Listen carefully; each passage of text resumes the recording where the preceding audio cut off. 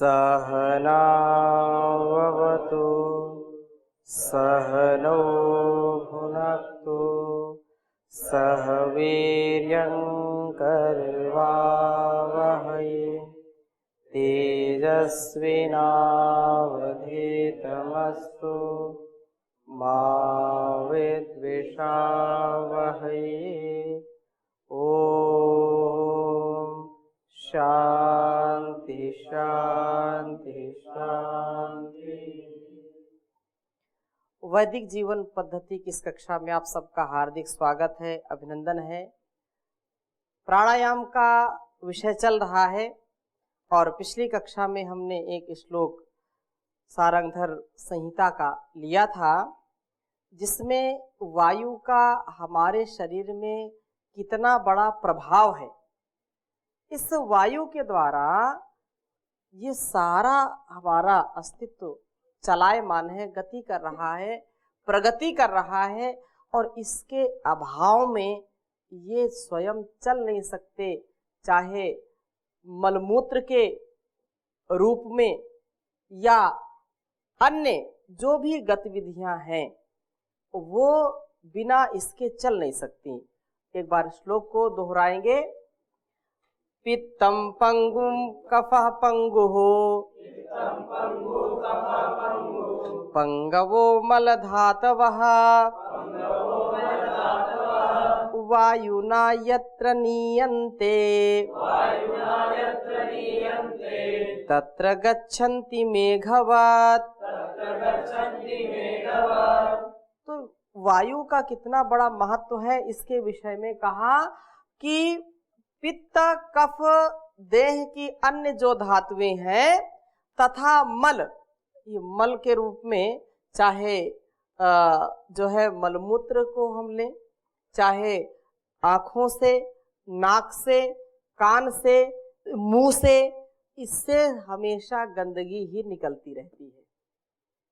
कभी कोई इससे सुगंधित पदार्थ या कोई ऐसा ग्राह्य पदार्थ निकलता नहीं है। इन मलों को बाहर निकालने का काम कौन करता है? वायु करती है। और यदि वायु ना हो, डकार के रूप में भी, छींक के रूप में भी, खांसी के रूप में भी कुछ ना कुछ तो बाहर निकलता है। उसका जो मुख्य आधार है वो क्या है? वायु है।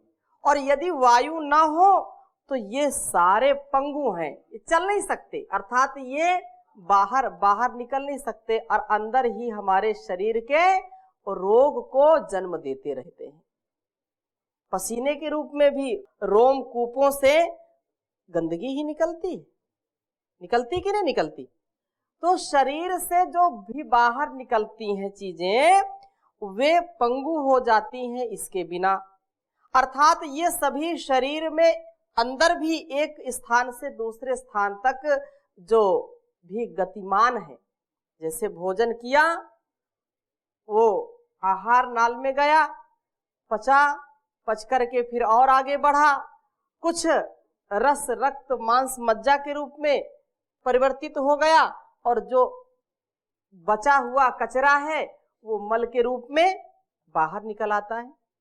और यदि ये वायु काम ना करे तो सारा अंदर ही जमा रहे, सारा माल जो भी खाया अंदर ही जमा रहेगा और फिर वो सड़ेगा, गलेगा, वो हमारे अंदर भयंकर रोगों को पैदा कर देता है।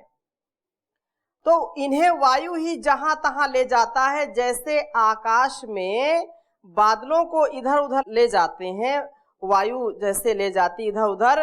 अतएव इन तीनों दोषों वात पित्त और कफ में वात अर्थात जो वायु है यही बलवान है, यही सबसे ज्यादा महत्वपूर्ण है, सबसे ज्यादा क्रियाशील है। इसी के कारण ये सारी चीजें होती हैं, क्योंकि वह सब धातु मल आदि का विभाग करने वाला और रजोगुण क्रियाशीलता से युक्त सूक्ष्म अर्थात समस्त शरीर के सूक्ष्म छिद्रों में प्रवेश करने वाला शीतल, रूखा, हल्का और चंचल होता है। जो इसमें अगला श्लोक है उसमें कहा कि पवनस्तेषु बलवान, क्योंकि ये पवन ही जो वात है यही सबसे ज्यादा क्या है, बलवान है। इसके बिना यह सारा जो है अस्तित्व क्रियाहीन हो जाएगा, चल नहीं सकता है। उच्चारण करेंगे, पवनस्तेषु बलवान विभाकरणान्मतः रजो गुणमयः सूक्ष्मः शीतो रुक्षो लघुश्चलः पवनस्तेषु बलवान विभागकरणान्मतः रजो गुणमयः सूक्ष्मः शीतो रुक्षो लघुश्चलः।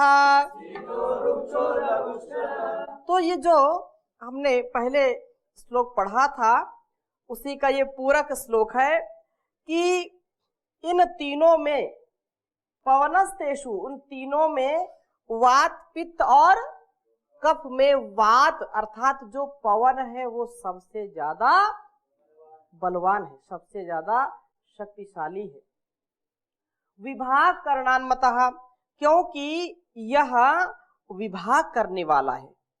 यह जो ऊपर से जब डकारते हैं और नीचे से जब दूषित वायु निकालते हैं अधोवायु, तो वो भी हमारे अंदर के मलों को बाहर निकालने का काम करता है। अगर बाहर किसी को डकार ना आए और पेट फूलता रहे, अधोवायु ना आए, तो कितनी समस्या हो जाए। ये डॉक्टर के पास ले जाते लोग फिर, क्योंकि मल भी फिर जाम हो जाता है और शरीर में बहुत भयंकर रोग हो जाते हैं। पेट दुरुस्त तो शरीर तंदुरुस्त, और पेट यदि नहीं ठीक है तो शरीर भी ठीक नहीं हो सकता है। इसलिए कहा कि धातु मल आदि का विभाग करने वाला है और रजोगुण अर्थात क्रियाशीलता से युक्त सूक्ष्म है। ये समस्त शरीर के सूक्ष्म छिद्रों में प्रवेश करने वाला, शीतल है, रूखा, हल्का और चंचल है। यदि ये प्राण ना हो, ये वायु ना हो, तो ये जो आवाज निकल रही ना, ये भी नहीं निकल सकती। क्योंकि महर्षि पाणिनि भी कहते हैं, आकाश वायु प्रभवः शरीरात् समुचरन् वक्त्रमुपैति नादः स्थानान्तरेषु प्रविभाजमानो वर्णत्वमागच्छति यः सशब्दः। नाद और शब्द की चर्चा करते हुए ये बात कही कि जो हमारी वाणी निकलती है और जो भी बोलना चाहे अनेक शब्दों से युक्त जो ये वायु निकलती है वो भी क्या है, आकाश और वायु के ही कारण होता है। नाभि तल से ये आकाश और वायु अंदर से नाभि से जब ऊपर की ओर उठता है तो ये वाणी हमारी काम करती है, बोलते हैं। अगर ये वायु ना हो तो हमारी आवाज भी ना निकले, हमारी ध्वनि भी नहीं चल सकती है, नहीं हम बोल सकते हैं। इसलिए विशेष ये महत्व की बात यहाँ प्राण विद्या में बतलाई जा रही है। और भी बहुत विशेष बात इस प्राण के विषय में कहा गया है, उसको भी वैदिक साहित्य में जो प्राण विद्या है उसके विषय में बहुत वर्णन किया गया है। थोड़ी थोड़ी बातें आपके सामने रखूंगा और हमारे जो वैदिक जीवन पद्धति के दर्शक हैं प्राणायाम के विषय में और गहराई से यदि जानना चाहते हैं तो प्राणायाम रहस्य नाम की जो पुस्तक है परम पूज्य स्वामी जी महाराज ने जो है रची है, इसको भी वो पढ़ सकते हैं। इससे अपने जीवन को प्राणायाम के आधान से युक्त कर सकते हैं। उसमें बहुत सारी चीजें हैं, तो कुछ आपके समक्ष मैं रखूंगा, क्योंकि उपनिषद का भी प्रसंग यहाँ पर हमने पीछे रखा था और उपनिषदों में इसकी बड़ी चर्चा है। कति देवाः याज्वल्क्येति, कहा कि कति देवा, याज्ञवल्क्य ने क्रमशः 3000, 33, 6, 2 और 1 देवों का निरूपण करते हुए अंत में सब देवों में श्रेष्ठ एक देव के रूप में व्याख्यान किया। और कतमा एको देव इति प्राण इति, कि सारे देवता जो हमारे शरीर के अंदर हैं उनमें सा ब्रह्म त्यदिक्षा आचक्षते, कहा कि अर्थात जो एक देव कौन सा है, वह प्राण है और उसे ही ब्रह्म कहा जाता है, जो क्षर और अक्षर, जड़ व चेतन जगत सब प्राण ब्रह्म का ही विस्तार है। प्राण ही प्रजापति के रूप में सबके केंद्रों में, हृदय में या गर्भ में बैठा हुआ नाना रूप से प्रकट हो रहा है। योगी या आत्मजानी पुरुष ही नाभि स्थित उस प्राण रूप योनि को देखते हैं, अर्थात जितनी भी इस संसार में योनियां हैं उनके मूल में क्या है, प्राण है। यदि प्राण ना हो तो वो चल नहीं सकते, उनका अस्तित्व रह नहीं सकता है। और यजुर्वेद में भी इसके विषय में विशेष बात कही, प्रजापतिश्चरति गर्भे अंतर्जायमानो बहुधा विजायते तस्य योनिम परिपश्यन्ति धीरास्तस्मिन् हा तस्थुर्भुवनानि विश्वा, कि विशेष रूप से यहाँ पर जो प्रजापतिश्चरति गर्भे, ये प्रजापति है, अर्थात जो इस संसार में लोक में जो प्रजा है उसका ये स्वामी है, अर्थात उसका अधिष्ठाता है। यदि प्राण काम ना करे तो ये प्रजा भी नहीं चल सकती है, प्रजा अपना कार्य नहीं कर सकती है। और अनेक, क्योंकि प्राण सूक्त अथर्ववेद में भी आया है तो उसका हम इसमें आगे प्रसंग रखेंगे। प्राणों के विषय में शतपथ ब्राह्मण में भी बहुत चर्चा की।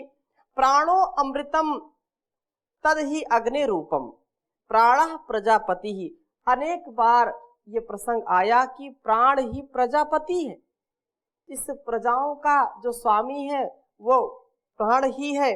और आयुर्वेद का सिद्धांत है कि सब रोग मंदाग्नि से पैदा हो जाते हैं। जहां पर जो है रोगा सर्वे अपि मंदे अग्नौ सुतराम उदराणि च, अर्थात उदरस्थ मंदाग्नि से ही सप्त धातु, 3 दोषों व शरीर के मूल तत्व 5 भूतों में विकार रोग उत्पन्न हो जाते हैं। और आयुर्वेद में जो 13 अग्नियां मानी गई हैं, एक जठराग्नि, पंचभूताग्नि एवं सप्त धात्वाग्नि, ये 13 अग्नियों की चिकित्सा को ही आयुर्वेद में काय चिकित्सा कहते हैं।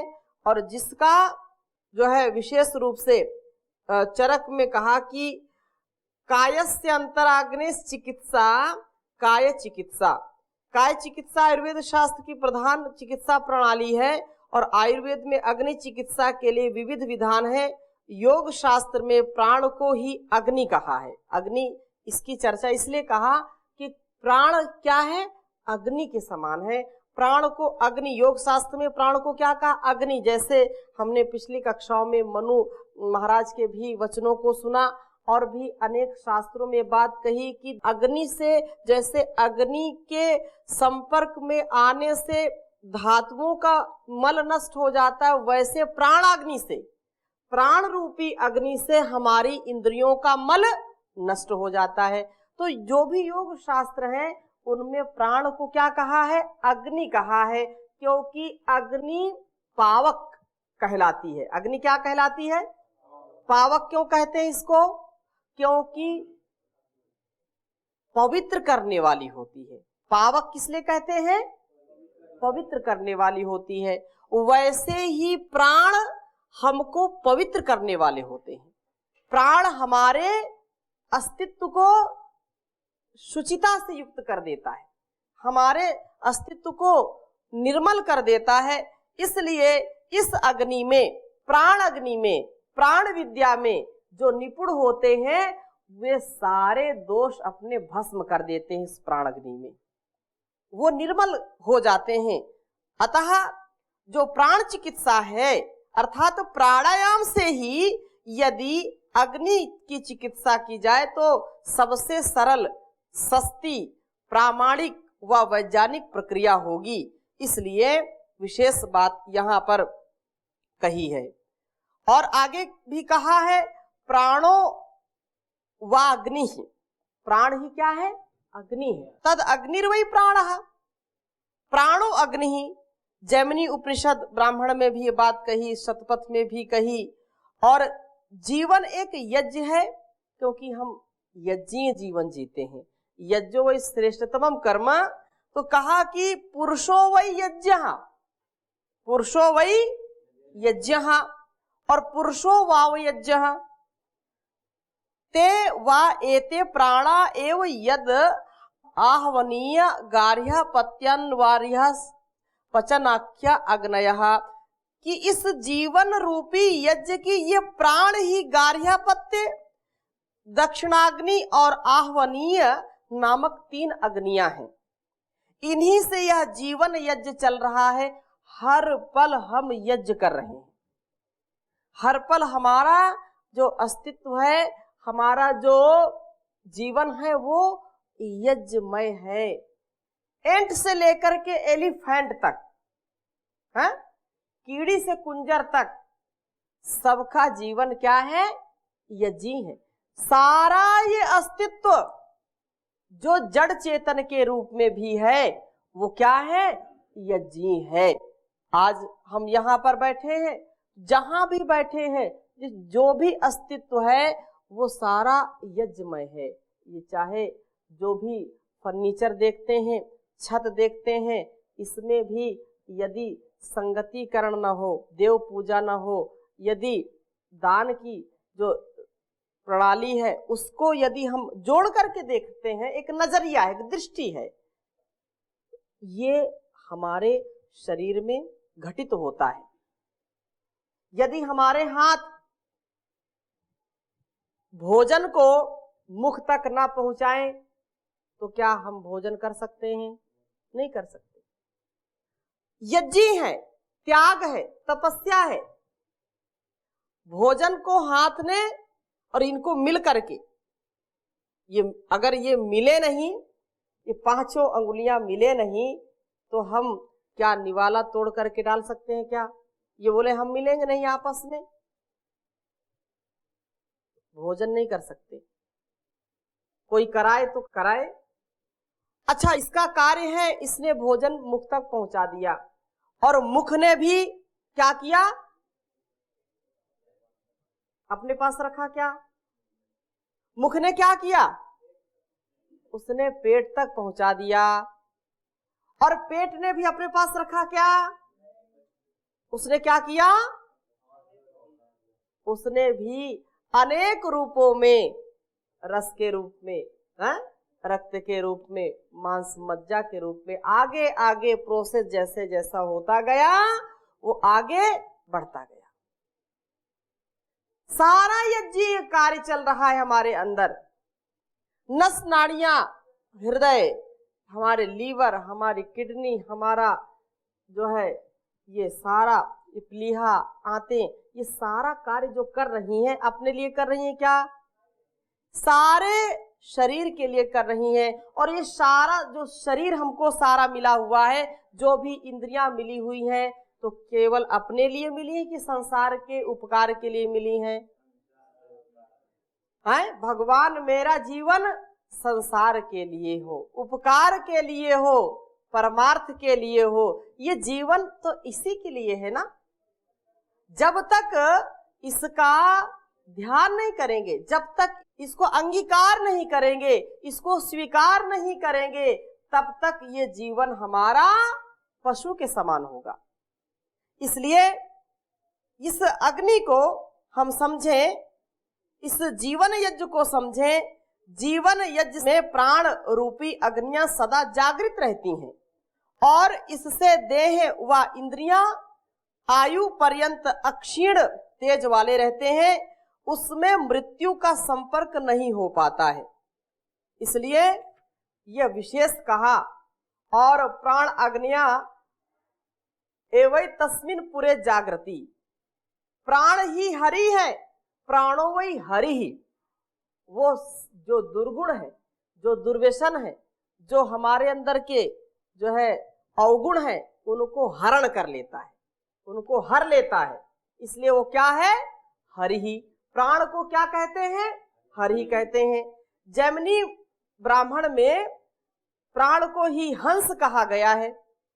आत्मा इस प्राण रूपी हंस पर आरूढ़ होकर के जन्म मरण के बंधन से तर जाता है। प्राणो वही सुपर्ण, अर्थात प्राण ही सुपर्ण है, अर्थात वही हंस है। और हंस क्या होता है? नीर क्षीर विवेकी होता है। हंस का नाम सुना है?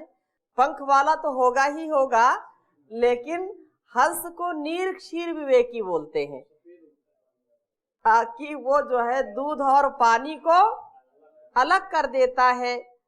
तो जो मलाई, जो दूध है उसको खा जाता है, पानी को छोड़ देता है। तो हंस के जैसे इस जीवन को हम जिए। प्राण एवं अपान ही देवताओं के दिव्य वैद्य हैं, जो समस्त ब्रह्मांड की चिकित्सा करते हैं, जिनकी विद्यमानता में मृत्यु का आक्रमण नहीं हो सकता है। जिनके अर्थात ये प्राण अपान रूपी देव वैद्य जहां होंगे, जो व्यक्ति प्राणायाम करेगा वह रोगों से नहीं मरेगा। बहुत बड़ी बात है ये। जो व्यक्ति प्राणायाम करेगा वो रोगों से नहीं मरेगा, वह पूर्ण आयु को प्राप्त कर मृत्युंजयी हो जाएगा, मृत्यु को जीतने वाला हो जाएगा और इच्छा मृत्यु को प्राप्त करेगा। जिसका सार यह है कि जो है बहुत ही वृद्ध एवं जीर्ण शीर्ण शरीर वाले, एक उदाहरण बता रहे हैं और कथा आती है कि एक बहुत ही जीर्ण शीर्ण शरीर वाले च्यवन ऋषि, च्यवन ऋषि का नाम सुना होगा आप लोगों ने, जिन्होंने च्यवनप्राश बनाया, और वो च्यवनप्राश कितना प्रसिद्ध हो गया। तो च्यवन ऋषि ने जो है, च्यवन ऋषि आदि को देव वैद्यों ने, अश्विनी कुमारों ने पुनः युवा बना दिया था। ये प्राण अपान ही देवताओं के दिव्य देव वैद्य हैं।